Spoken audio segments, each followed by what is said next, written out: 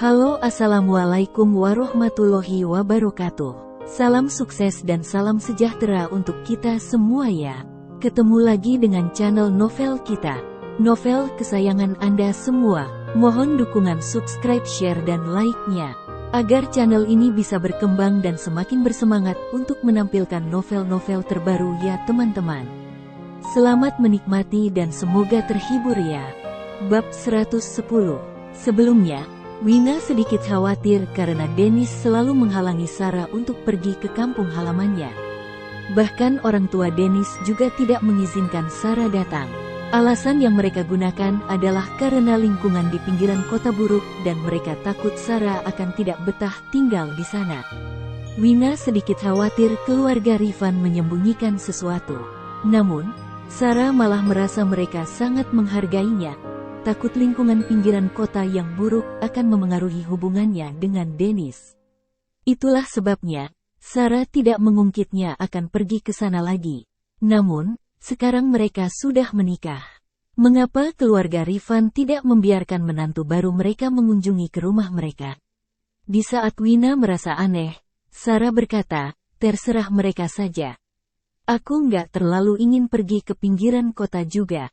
Dennis dan aku tinggal di kota Aster. Kedua orang tuanya tinggal di kampung halaman mereka. Jadi nggak perlu tinggal bersama dan akan menghilangkan permasalahan yang sering terjadi antara mertua dan menantu perempuan. Mendengar Sarah berkata seperti itu, Wina menelan apa yang ingin dia katakan. Wina berpikir dia pasti berpikir terlalu jauh. Orang tua Dennis sangat baik kepada Sarah. Ketika mendengar Dennis dan Sarah akan menikah, mereka segera memberikan uang yang mereka tabung selama bertahun-tahun itu untuk membayar setengah uang muka rumah pernikahan. Meskipun sebagian besar Sarah yang bayar, setidaknya keluarga Rifan menunjukkan ketulusan mereka. Selain itu, penghasilan orang tua Dennis yang merupakan petani tidak begitu banyak. Mereka bisa membayar setengah uang muka dan memberikan mahar sudah bisa dianggap sebagai upaya terbaik mereka. Mungkin Sarah tidak diperbolehkan pulang ke kampung halamannya karena mereka sangat takut Sarah tidak menyukai lingkungan miskin di pedesaan. Wina mengalihkan pikirannya, memegang lengan Sarah. Mereka berdua pergi ke supermarket untuk berbelanja sambil mengobrol dan tertawa saat Wina masuk ke dalam mobil. Tuan Malam mengiriminya beberapa pesati WhatsApp lagi. Wina pun mengeceknya. Kamu sungguh jalang. Setelah tidur denganku, kamu masih ingin tidur dengan pria lain. Apa kamu begitu membutuhkan seorang pria? Wanita jalang, aku ingin mencekikmu sampai mati.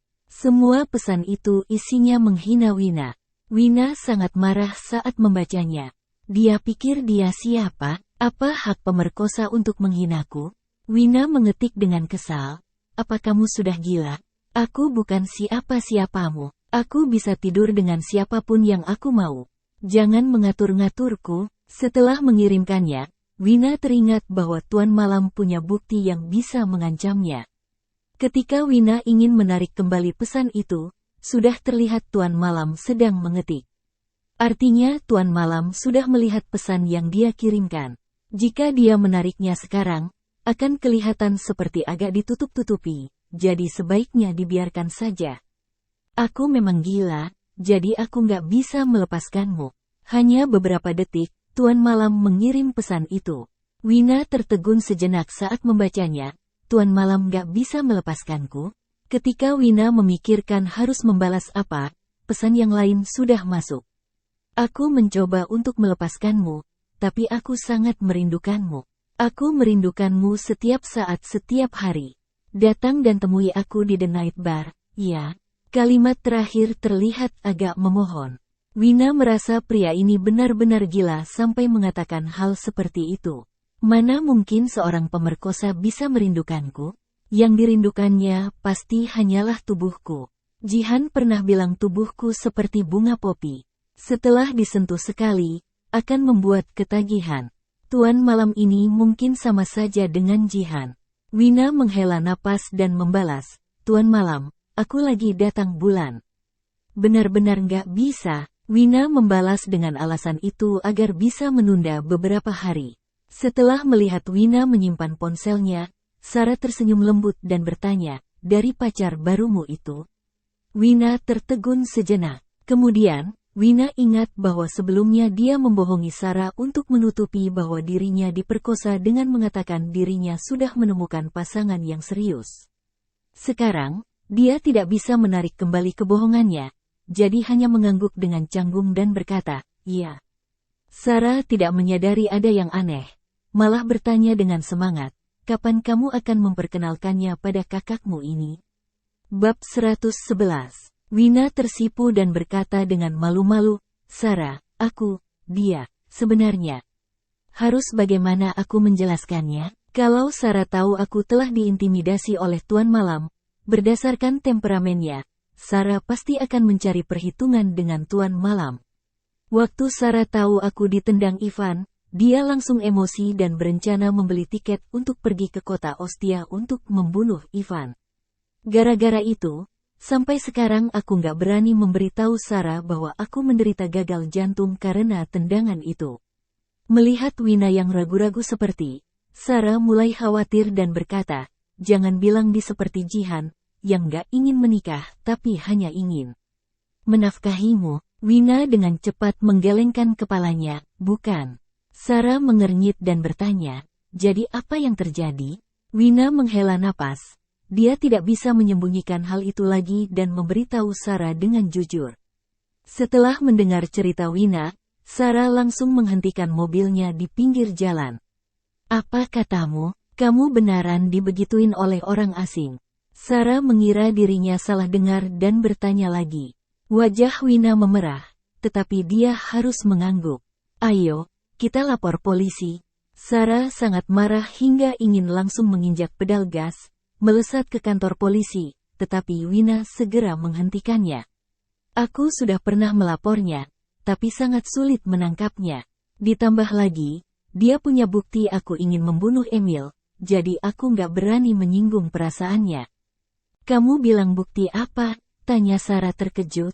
Wina memberitahu Sarah sedikit demi sedikit tentang ancaman Emil terhadapnya. Pantas saja Emil membawa begitu banyak orang di hari pernikahanku. Ternyata dia mengancammu denganku. Setelah mengetahui sebenarnya, ekspresi Sarah terlihat sangat menyalahkan diri sendiri. Wina, kamu sungguh bodoh. Kamu malah membahayakan dirimu demi aku. Sarah menyentuh wajah Wina yang sangat kurus hingga rongga matanya terlihat cekung. Wina dari dulu sangat cantik dan karena ini dia selalu menjadi sasaran pria mesum. Saat masih kuliah, Wina pasti akan memberitahu Sarah dan Ivan jika ada yang mengganggunya. Sekarang, menghadapi situasi berbahaya seperti itu, dia malah memilih untuk memendam semua sendirian. Sarah tahu Wina tidak ingin melibatkan dirinya, jadi melakukan seperti itu. Sorot mata Sarah penuh dengan kesedihan. Wina, lain kali kalau kamu bertemu hal seperti ini, kamu harus segera memberitahuku, ujar Sarah. Meskipun dia tidak bisa melawan para konglomerat arogan itu, dia bisa melindungi Wina meski harus mengorbankan nyawanya. Kalau para pria tak tahu malu itu berani menyentuh Wina lagi, aku pasti akan membunuh mereka. Wina menepuk tangan Sarah yang gemetar dan menghiburnya, semua sudah diselesaikan. Keluarga Rinos sudah merosot dan Emil masih koma. Kalau tebakanku benar, Tuan Malam yang membantuku menyingkirkan Emil. Mungkin dia benar-benar punya perasaan padaku, jadi bisa bertindak seperti itu. Namun, Sarah masih sangat gelisah dan berkata, Wina, dia bahkan gak berani menunjukkan wajah aslinya. Kalau dia mengajakmu bertemu lagi, kamu pura-pura setuju. Lalu Dennis dan aku akan pergi mencarinya. Wina awalnya ingin mengatakan soal bukti membunuh itu masih di tangan Tuan Malam. Namun setelah Wina berpikir-pikir, jika dia tahu siapa identitas asli Tuan Malam, dia bisa menggunakan rahasia ini agar tidak perlu diancam Tuan Malam terus-menerus. Wina mengangguk dan menjawab, oke. Wina sebelumnya membohongi Sarah, yang seperti kakaknya sendiri, merasa hatinya sangat tidak nyaman. Sekarang, dia sudah menceritakan semuanya dan merasa jauh lega. Ilanya ada satu hal yang perlu disembunyikan dari Sarah, yaitu penyakitnya. Wina tidak memberitahukannya karena masih belum menemukan cara penyampaian yang akan mengurangi rasa sedih Sarah. Bab 112. Sarah masih merasa sedih karena Wina dinodai oleh orang asing. Di sepanjang jalan, mereka mengatakan saat bertemu tuan malam mereka akan membawa beberapa alat untuk memukul kepalanya. Jika tuan malam berani melawan mereka, dia akan langsung memukul kepalanya sampai pingsan. Saat mengatakan hal-hal itu, Sarah menggenggam kemudinya dengan sangat kuat. Wina takut Sarah akan melepaskan kemudi itu, jadi terus mengiyakan perkataan Sarah dan menyuruhnya untuk mengemudi dengan aman. Saat di supermarket, mereka juga banyak mengobrol. Setelah membeli banyak makanan, mereka pun pulang. Saat mereka tiba di rumah dan mulai membuat makan malam, Dennis pun datang. Setelah menyapa Wina, Dennis menyingsingkan lengan baju dan mengambil pisau dapur dari tangan Sarah. Kalian berdua keluar dan menonton TV saja, biar aku yang masak. Dennis yang begitu perhatian membuat Sarah tersenyum manis. Masakanmu memang lebih enak daripada kami, jadi aku serahkan hidangan malam ini padamu. Setelah mengatakan itu sambil menepuk bahu Dennis, Sarah menarik Wina ke ruang tamu untuk nonton TV. Begitu TV dinyalakan, berita pernikahan bisnis antara grup Lionel dan grup Nizari berulang kali disiarkan. Saat melihat Jihan menggandeng seorang wanita yang mirip Wina, mata Sarah membelalak terkejut. Wina, wanita itu. Sarah sepertinya tiba-tiba memahami sesuatu dan tidak melanjutkan ucapannya. Pantas saja Jihan memaksa Wina tanda tangan kontrak semacam itu. Ternyata dia hanya menganggap Wina sebagai pengganti wanita ini. Sepertinya Wina nggak hanya dicampakkan oleh Jihan, tapi juga dimanfaatkan terlebih dulu. 5 tahun Wina bersamanya, yang didapatkan Wina malah ini. Sarah melirik ke arah Wina, yang terlihat sangat tenang, seperti sudah mengetahui hal tersebut sejak lama. Hal ini membuat Sarah merasa semakin sedih. Wina, jangan sedih. Sarah menyentuh tangan dan membelai rambut Wina penuh kasih. Tetapi untuk sesaat dia tahu harus berkata apa untuk menghibur Wina. Wina sudah tidak memedulikan dirinya adalah pengganti, jadi dia menatap Sarah sambil tersenyum. Aku sudah nggak sedih. Sekarang kenapa malah kamu terlihat begitu sedih? Aku merasa kasihan padamu. Wina menghela napas, menghibur Sarah dan dirinya sendiri. Meskipun aku dianggap sebagai pengganti putri keluarga Nizari, dia memperlakukanku dengan baik selama 5 tahun. Selain itu, berkat dia aku bisa melupakan Ivan. Bisa dianggap aku menggunakan dia untuk keluar dari patah hati. Mendengar Wina berkata seperti itu, Sarah merasa lega dan berkata, kalau begitu, berarti harus berterima kasih padanya. Wina merasa terhibur oleh perkataan Sarah. Gak perlu sampai segitunya. Sarah menyentil kepala Wina dan berkata, kamu masih bisa tertawa. Kamu bahkan gak tahu melawan saat ditindas dia. Wina merengut dan berkata, aku sudah melawan. Jihan beberapa kali mencariku, tapi ku buat dia menjadi sangat marah. Ini bisa dianggap melawannya, kan? Melihat Wina sengaja berpura-pura senang, Sarah semakin merasa sedih. Wina, aku yakin kamu akan bertemu pria yang lebih baik di masa depan. Sarah hanya berharap Wina bisa menemukan pria yang akan mencintainya tulus dan memperlakukannya dengan baik. Dengan begitu, Sarah bisa merasa lega. Ya, itu pasti, ujar Wina. Wina menyembunyikan kesedihan di matanya dan mengangguk seolah tidak terjadi apa-apa. Sayangnya, nggak ada masa depan. Dennis yang segera selesai menyiapkan makanan meminta mereka untuk membantu menyajikan hidangan ke meja. Sarah dan Wina pun mematikan TV dan beranjak dari sofa. Setelah menikmati makan malam dengan gembira, Sarah pergi ke kamar mandi, sementara Dennis ke dapur untuk menjawab telepon. Wina hendak menyimpan sisa makanan di lemari es, tetapi saat akan membuka pintu dapur, dia mendengar suara Dennis. Tunggu aku setengah bulan lagi, ya.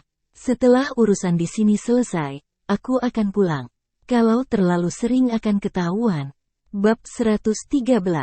Kualitas dinding di area dapur cukup bagus, jadi Wina hanya bisa samar-samar mendengar bagian awalnya, sisanya sudah tidak jelas. Dennis adalah direktur penjualan di grup Vestin. Untuk menjaga hubungan dengan klien kadang mereka harus bersikap sangat ramah.